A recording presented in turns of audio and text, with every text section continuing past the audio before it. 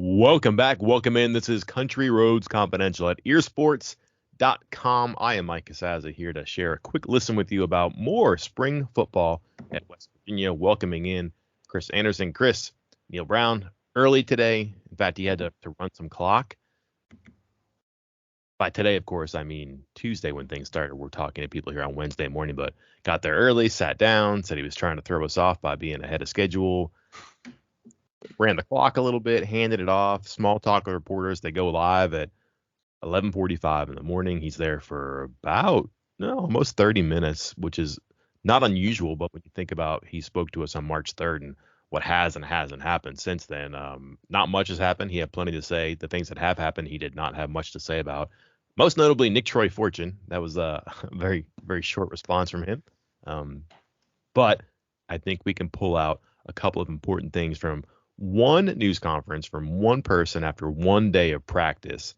He was not willing or able to say some things about notable players, most high profile being newcomers, of course, and quarterbacks because they're just in the infant stages of this competition. Nevertheless, I think we can scrap together a number of stories about this before and until the next time we talk to him. And certainly we can fill some airtime here with what we're going to say is the big takeaway for us from the first day of spring football with the Mountaineers. Initial thoughts from you, Chris?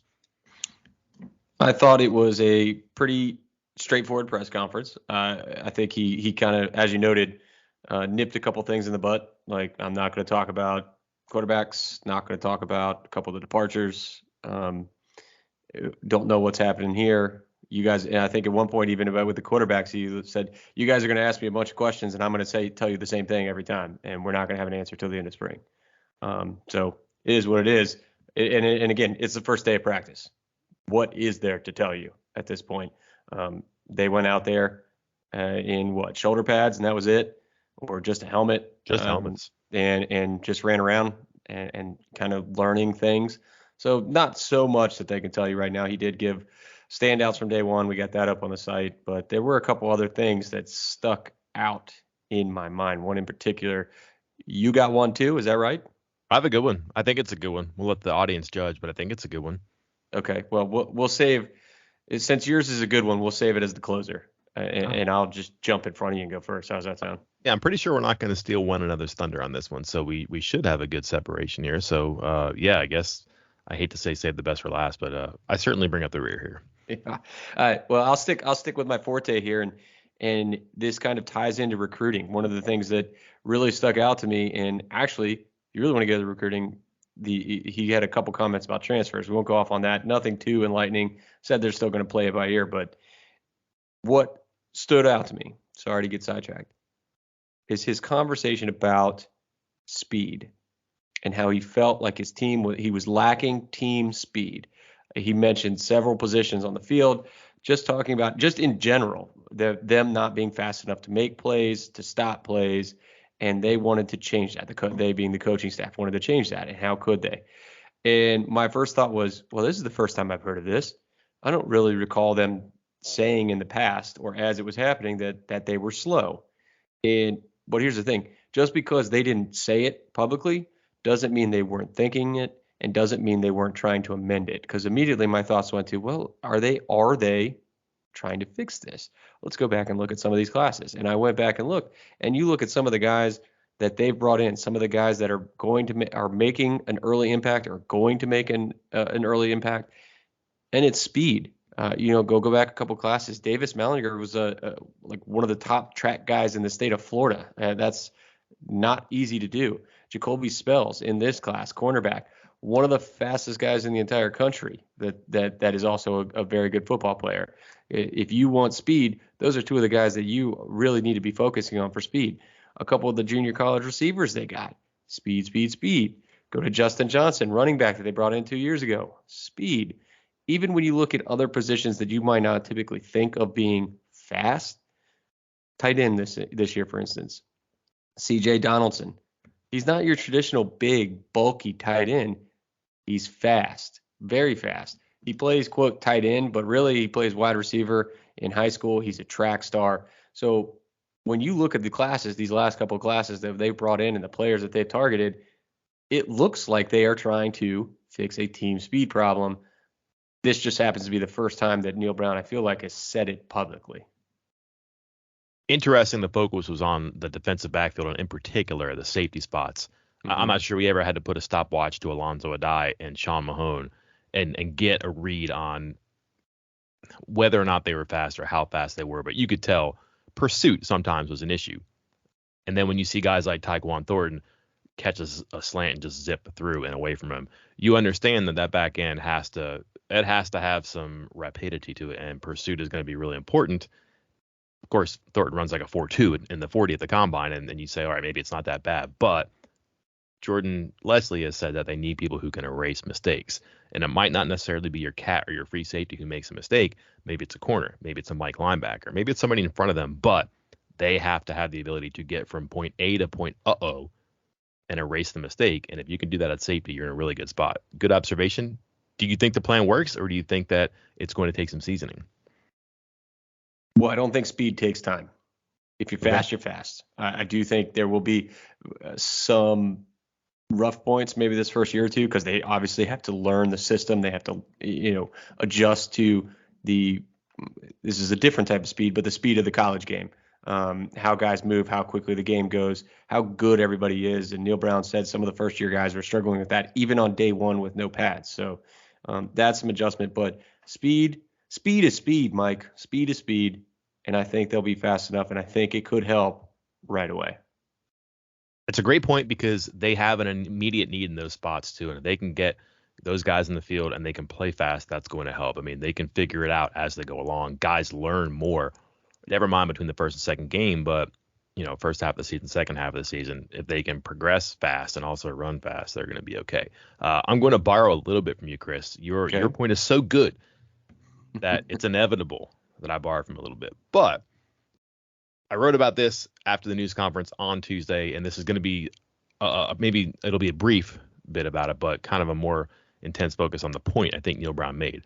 A lot has happened to the team in the offseason, and it's not just transactions about players leaving and then graduation or transfers creating soft spots in the roster, but Neal Brown has called it a crisis. They tried to overhaul the offense. I think they're going to simplify but also diversify the defense. These are tasks that will consume a lot of your spring, and if you're not careful, 15 of them get gobbled up by trial and error, experimentation, and evaluation, and then maybe you don't get a whole lot of things accomplished. And if you're in year 4, going into year 4, you really want to be productive and have more answers than questions by the time you get out of it. So you just wonder, are they so burdened by the offseason that the spring becomes something it has to be instead of what it should be? And what I mean by that is they're kind of trying to plug holes. They're trying to answer problems that didn't have to happen if things were in a better situation. Guys don't transfer. This depth chart position isn't quite as vulnerable or as weak as it could be, so on and so forth. But the way Neal Brown has explained it has kind of converted me to this a little bit. Yes, they lost transfers at receiver. Guess what? Receiver was not a point of strength on this team. It wasn't. They were going to have to get better at it. And sure, they don't have a lot of numbers, but it's very hard to distribute the ball to guys who are just okay and to get them from just okay to much better. If you're inviting more people into the party, it's kind of hard to have a good time if you're one of the few people there, because you're just sharing so much with it. So yeah, they don't have a lot of receivers right now, but maybe that's good for Sam James and Bryce Ford Wheaton and Reese Smith. So I get that. Yeah, new people in the secondary, but everything you just said makes sense to me. They're fast and they can be literally quick learners. That helps. Yeah, I need a new middle linebacker, but guess what? Middle linebacker was fine, but linebacker in general needed work. And you could just go up and down the list of, if Neal Brown had a to-do list for the spring, subsequent to all the things that happened in the offseason, I wonder if you drew a to-do list next to it for what would have to happen even if there hadn't been all the events of the offseason, and would one be close enough to the other? So yeah, transfers, graduation, off-season stuff, that has highlighted certain issues on the team. But in the spring, they were going to be issues anyways that West Virginia had to address and improve. Does that make sense to you, Chris? I think it's something that I've talked myself into. Maybe I've heard him say it so much, but I'm not a Kool-Aid drinker, but I'm kind of looking at it like I could have a sip of that. Yeah, I think I first started to, I don't want to say fully convert to this mentality um, previously, but I when Winston Wright, and I'm not trying to pick on Winston Wright, but it was when he left, there was this sense that this was the end. This was, that West Virginia had lost this tremendous playmaker, and he had his moments. There's no doubt about it. I mean, everybody remembers, especially those kickoff returns in the first game and a half of the year. But went back and it was what I think the last 5 or 6 games, I can't remember which, but it was 4 catches. He was averaging 4 catches for 32 yards, 33 yards. Like, you can't replace that. Like, again, I'm not trying to dog Winston Wright. I personally believe that he has the talent to do more than that, but he averaged 4 catches for 33 yards over the second half of the season. He averaged less than 20 yards per kickoff return for the last 9.5 games of the season. And you look in the secondary, as you noted, those were some weak spots in that safety spot. Those two, the safety position was supposed to be the strongest position on the team last year. They had so much coming back, and they just weren't very good. They were just not. Your eye test said it, the stats said it, the scouts say it. It just wasn't very good. And so you're replacing some meh production and some bad production, or losing it. I think it's possible. I don't think it's too much of a homer kind of look at things right now. And even if you look at something that's harder to accept, and it wasn't a transfer thing, but back-to-back 1,000-yard seasons for Letty Brown. I don't know what superlative you want to use for him, but let's just say he was a very good player. It stinks not to have him back, but they were using one running back, and they were not very diverse with what they could do with their running backs. Now you got four guys, and Tony Mathis is not like Lynn J. Dixon. Jalen Anderson is not like Justin Johnson. You have four guys there now who can maybe do some things. We'll see. And then, even cornerback, I, for example, don't think that they're better without Daryl Porter, Jackie Matthews, and Nick Troy Fortune. I think that's a harder sell for me. But they really want to get Charles Woods on the field. They got Marcus Floyd for a reason. Andrew Wilson-Lamp is just different than everybody they have out there at 6'2", 6'3", and a runner like he is. These are different players, like competitive experience, athletic guys, and you get a chance to get him on the field. So, lost 3 starting cornerbacks. So 3 cornerbacks who started.